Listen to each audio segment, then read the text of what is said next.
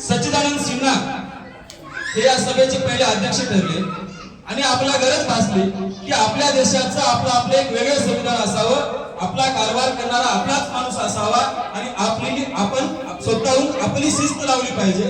ही संकल्पना हे अंमलात आणण्यासाठी 9 डिसेंबर 1946 ला पहिली संविधान सभेची दिल्ली या ठिकाणी बैठक भरली।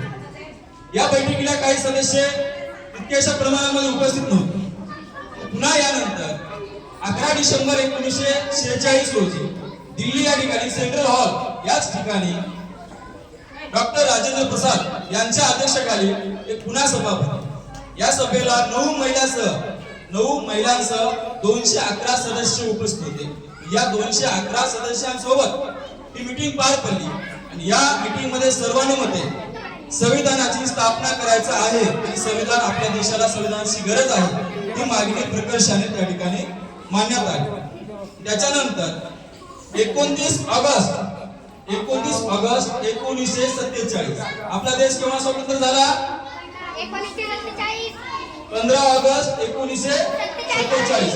त्याच्यानंतर 29 ऑगस्ट 1947 रोजी मसुदा समिती स्थापन करण्यात आली, जी की ज्या आज आपण संविधान पाहतोय या संविधानाद्वारे हा देश चालवला जातो। या संविधानाची संकल्पना हा संविधानाचा मसुदा 29 ऑगस्ट 1947 ला सुरुवात झाली आणि या मसुदा समितीचे अध्यक्ष डॉक्टर बाबासाहेब आंबेडकर, डॉक्टर भीमराव रामजी आंबेडकर हे सर्वानुमते ठरवले गेले। या समितीमध्ये एकूण 7 सदस्य।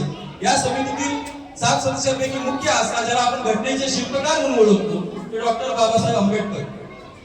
या महामानवाने मसुदा समितीचा अध्यक्ष कारभार स्वीकारल्यानंतर जवळपास जगातील बऱ्याच देशांच्या राज्यघटनेचा अभ्यास केला आणि विशेषतः फ्रान्स असेल, आयरिश असेल, इंग्लंड असेल, त्यानंतर ऑस्ट्रेलिया असेल, कॅनडा असेल, अशा विविध प्रकारच्या देशातील विविध प्रकारचे तत्व, मूल्ये, विविध प्रकारच्या राज्यघटनेचा अभ्यास करून जगातील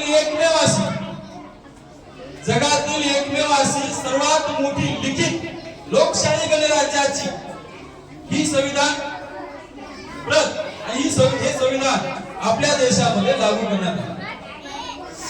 29 ऑगस्ट 1947 ला मसुदा समिती तयार झाल्यानंतर 26 नोव्हेंबर 1949 या दिवशी संविधान पूर्णपणे आपल्या भारत देशाने स्वीकारले।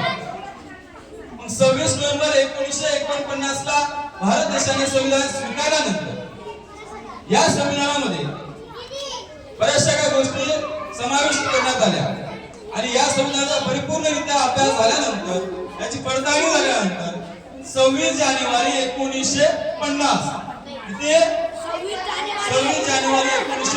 रोजी आपल्या संपूर्ण भारत देशात संविधान लागू करण्यात आले आणि अंमलात आले। त्यालाच आपण प्रजासत्ताक दिन म्हणतो। कोणता?